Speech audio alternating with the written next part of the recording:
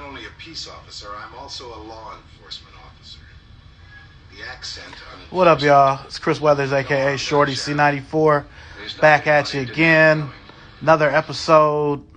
Just finishing up a riveting episode of Knight Rider, and this is episode 62 of Shorty Sneaker Conversations. What's up, Dope Chick with Kicks? What's up, Not a Damn Stain? The Struggle. I'm about to send you the invite. What's up, Coffee with the Foe? Big Al, what's going on? Hate to State G, my boy Gino. What's going on? Try to get this show going in just a sec. What's going on? What's going on? What's going on? The man of the hour, struggle continues. Hey, 2022, it's going. Oh, man. Well, thank you for being here today. Oh, not a problem. Not a problem at all. It's a pleasure. It's an honor for you to have me on the platform. Oh, man. Hey, feelings mutual, man. Yeah. Hey, I just finished a really good episode of Knight Rider, so I'm ready to get with it. Excuse the darkness. Oh, it's all good. Yeah, man. Well, the way the show works, it's broken into a bunch of different parts, like a basketball game. This is the pregame. You know, we do the, the warm up. You know, we talk about, your introduction, and then the first quarter is sneaker origins. Second quarter is more recent sneaker past. Third quarter is sneaker present. Fourth quarter, sneaker future, and then we have a post game. So, pretty good. All right. The breakdown. Yeah. So, for everybody who doesn't know who you are, though everybody knows who you are, tell everybody who you are. Well, obviously, you know who I am by the name The Struggle Continues 22. Been collecting for, a while. I'll say it really went heavy probably for me. I mean, I've always liked sneakers even when I was little. Jordan, Kemp, that kind of got me in the game. I would say as far as for when it started picking up heavy for me was around the early to mid 2000s. You know, that's when you had a lot of good Air Force Ones, Nikes, things of that nature. Jordans, I mean, compared to what it is now, I mean, when I was collecting, and heck, I even started really when I got my first job at a sneaker store. I worked at the Athlete's Foot. So Jordan releases, it wasn't really like it is now, 3, 4, 5 a month. You would get your maybe one, if you're lucky, maybe two good ones in a month. So for me, I think that kind of helped me kind of have that passion. Like I had the love for sneakers, but I kind of helped me see the big picture when it comes to sneakers as far as from the business aspect, like how like our accounts, things of that nature. So I saw the big picture. Up till now, still heavy into it. I would say it's kind of like it's been a paradigm shift, to say the least, as far as for how the sneaker community is now till back then. I think everything from I like it. I don't really get a lot of new releases as much anymore. I'm kind of still going back to the past when it comes to things, but I don't know. I That's pretty much all there is to me for the most part. I love sneakers. Okay. And I do want to say, definitely appreciate your service. Oh yeah, thank you. No problem. You be all over, man. You be in Hey, California, Colorado, New York. hey, and to say something about that, I'm grateful, to this profession I do too, because a lot of times people don't realize, even though I'm in the military and my service for as long as I've been serving, it's actually helped me see different sides as far as the sneaker culture too. I've been to Korea. I've been even like when I wanted to go to California, it kind of showed me different spectrums of how sneaker culture is per se. Yeah. Like when I was overseas, it kind of gave me an eye opener as far as just some things that they like compared to the States.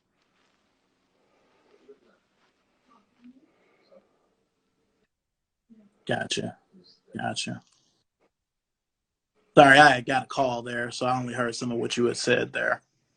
Uh, no, I was just saying how, sneaker culture, it's being in the military, it's kind of given me an eye opener of how, the world is, of how they interpret or look at sneakers as art, because to me, that's what I look at it as. It's for my foot, but it's art. And a lot of times when I tell people, they're like, say if they do a collaboration or heck, I mean, I'm like just like the shattered backboard or something like that, or they tell the athletes or that artist's story. But the way I look at it is when you put your foot in that sneaker, that starts your story of your memories of things like that, or memory lane. So you create your own moments, even though the sneaker has its own story. How you walk through and create your story in that sneaker, it could be the sky's the limit. So that's how I look at it as. Nah, I get you. I get you. I appreciate that. I know you were gonna have a fresh take on, how things, Yeah. how things are. So, so as we jump into the first quarter, sneaker origins, you know what I mean? What was your first sneaker moment? Like, what was that first moment back in the day where you were like, oh man, I really like, these shoes or whatnot? Like for me, when it first started, it was my aunt. They were military, my aunt and uncle. And she had got the Jordan 13 Cherry at the PX. And she had got it for me. And I was like, I always loved Mike. So I was like, yeah, Mike's cool. But I didn't really grasp it until, because I think this was like, I was in second, maybe third grade. And then people was like, yo, he got the Jordans on. And I was like, oh man, this is like cool. Even though, second, third grade, I was trying to hoop like Mike, do all that stuff. I beat those shoes to death. But that was honestly my first sneaker moment where I was like, I'm going to love sneakers. Got you. Okay. Well, that's a good moment. I mean, the 13 is a special shoe for me too. It's actually the first Jordan that I ever bought with my own money when I was, I don't know, when the 13 was the new Jordan. I was in 11th grade, so I had a job, and I was, yeah, it was a special shoe. Oh yeah. And the only Jordan I ever really liked playing basketball in. Mm-hmm. Yeah. It's a comfortable shoe. Yeah. So that's something we kind of share then. That's a sneaker moment for me too. So going a little bit further, what was that next sneaker that was like, all right, I'm in this? You know what I'm saying? Like what was the next shoe where you like, this is what it is now. I'm in it. Okay, so then I would say still probably younger. I talked about the Kemp, but that was kind of around that same time. I think it was the Griffey Max. I think the Griffey was the next one for me that kind of got me into it as well, where people was like, hey, he had the Griffies, So the Griffey, that's a special place in my heart too, where I think that kind of helped me kind of get the idea of like, I didn't know what was going on, but I kind of maybe had an idea of, this is going to be something that'll carry on with me when I get older. Gotcha. Yeah, Griffies are special too. I mean, it's crazy the way people geek out over them now. I mean, they were just regular shoes back in the day, and even a few years ago, like when I had them at the store I was at in 2016, like I had to mark them down to sell them. But this last time, it was like a whole different thing. So it's crazy. I remember when I think I was stationed in Georgia during this time, and I remember when they dropped the Volt, the Royal colorway, the Freshwater, the Emerald, the Freshwater, the Emeralds. I remember I was hyped about that Emerald when everyone was like, yo, that's coming back out. I was excited. I thought it was going to be a line like kind of like how the Cincinnati Reds moved, but I was like, nobody's here. And I was like, oh, too easy. That's just love for me. Like, and nowadays, the Griffies this is just insane. Yeah. Griffies, Barclays. It's kind of like during the pandemic, everybody sat home and was like, the 90s were cool. I forgot the 90s were cool. So, yeah, it's crazy. That Cincinnati Reds Griffey was the only time where I was in a store, managing a store, and it outdid a Jordan. Yeah. Because that playoff 13 is only retro that one time. They came out the same day. Those killed those. Like nobody was. Yes, nobody. I remember, and I was an idiot because I didn't get both. I didn't get either, and I was like, I wanted the Griffey, but I think had something else on my mind at that time. And then when I saw playoff 13 sitting, I was like, I could get playoffs anytime. Now I'm like, I wish I could have kicked myself. I kicked myself in the butt for that now, not getting them playoff 13s, because who knows? Yeah, I mean, I didn't really want to admit it, but The Last Dance changed so much with the Jordans, man. If Mm-hmm. it was true and it was in that movie or in that documentary, Yep. you know, Chicago ones, you know, any of those shoes, you know, Exactly. So the effect of that, and I mean, we were all home because everything was closed, so it was like Mm-hmm. you watching it, you know. So, but yeah, the 13 is interesting because for me, that was the first Jordan where I bought all of the colors because I was working and I could, and I was still living at home. But every other Jordan was like really, really something to me. It was like the white, black, and red was great. Yep. The cherry was cool, but then the Flint was great. The playoff was cool. Then the black and red was great. You know what I mean? So we kind of alternated, you know. Yeah.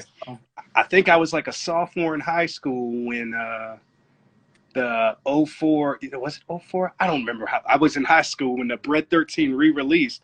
And that's why I get so kind of upset. Well, kind of like with the new way the culture has shifted. That was a Christmas release. I kid you not. I kid you not. Those lines were wrapped outside the mall for that Bread 13, that black and red 13. And I was like, nowadays, I guess, you know, it's just got to be an 11. But that just goes to show you, like, you know, Jordan had that drawing power. You know, it doesn't have to be an 11. Yeah, and I mean, 2004, when I think of that year, I mean, the retros that jump out to me first, beyond that 13, I mean, they had the Wheat 13 first, and the Olympic 7, the Cool Gray 4. Mm-hmm. None of those, like, oh, I'm sorry, go ahead. No, did they have white and green 4s too? Yep. Those came out in the summer. Yeah. The playoff 12s, the French blue 12s. So some stuff, but that black and red, because people always talk about Christmas 11s now, but before that, it was always some OG, usually black and red Jordan that would come out around Christmas, you know. Mm-hmm. And I kind of wish we could go back to that, you know, because I'm over 1s and I'm over 11s. Preach. Preach. You know. Yeah, I'm over them both. Well, let me ask you this. Since we're talking about sneaker origins, what was your first job and what sneaker did you buy with that money? You remember your first sneaker you bought? Well, my first job. Well, so this is the crazy part. So it was kind of simultaneously. I had 2 jobs. My first job was Chick-fil-A. Okay. Fast food. So then the week after, I got hired at the Athlete's Foot. So then I was like, forget this. I quit. I'm going after what I want to do. I quit. I didn't like, you know, moving fries and doing all that stuff. So then once I got my first paycheck, I think it was a couple of Air Force Ones. I still have. I got to look in the garage for them.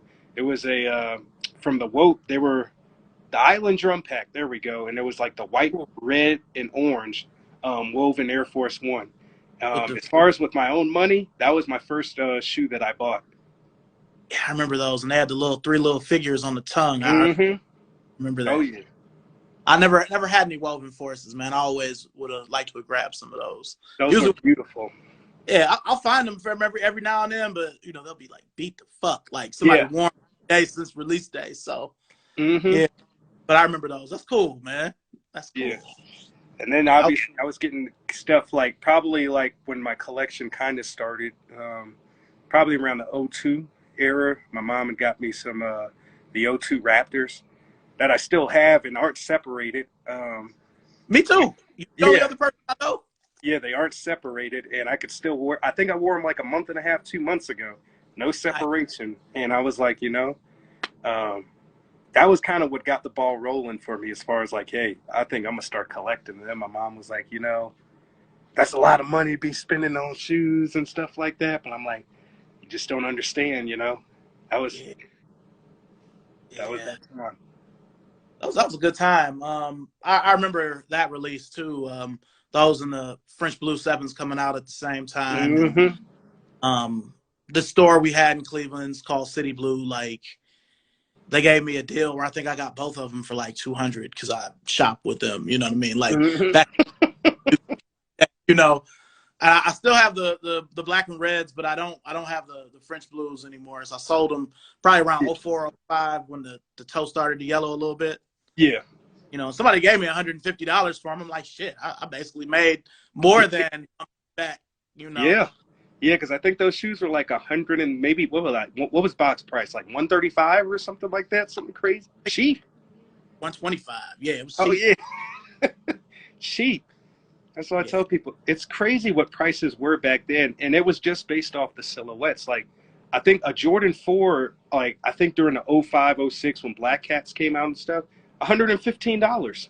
Yeah. $115 for a 4. Yeah, or 99. They were only 100. Yeah. Only 100. Like a Jordan 1, $100.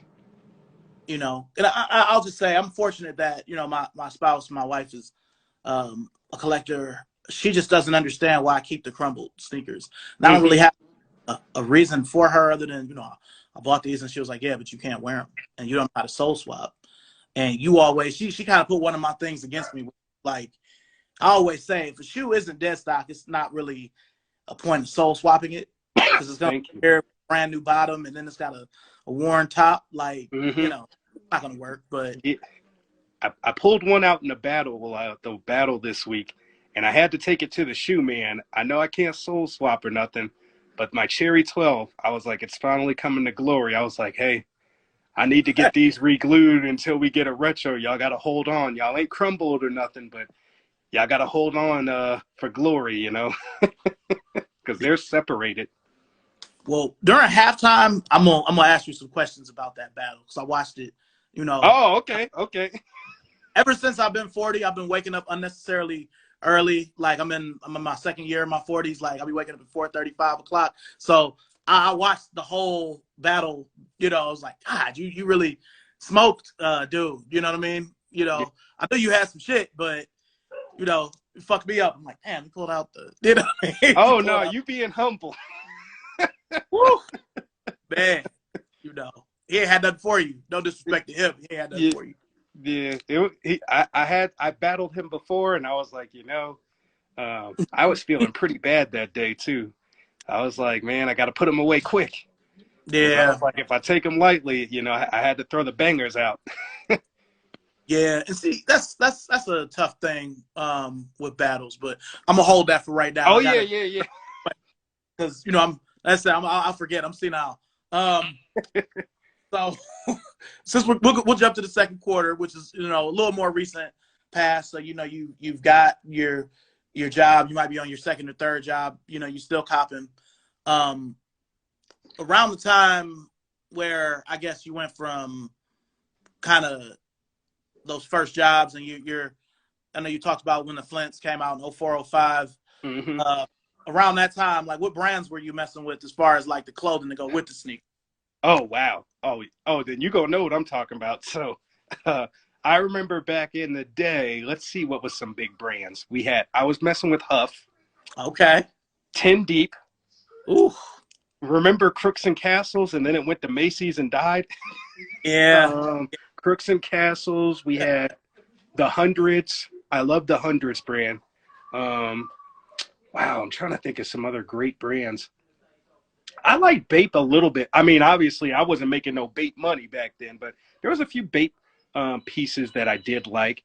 But mainly those 4 brands that I named, like Crooks and Castles, 10 Deep, Huff, the Hundreds. I was rocking pretty heavy with that stuff. And then we had a store when I was staying in Virginia Beach, Commonwealth. So I was messing with their brands heavy as well. And then obviously when I was living in D.C., Major, I was supporting a lot of that stuff too, those brands. So a lot of the underground, the streetwear I was messing with heavy. Okay. Could you hold on 1 second? Oh yeah, no problem. Let me.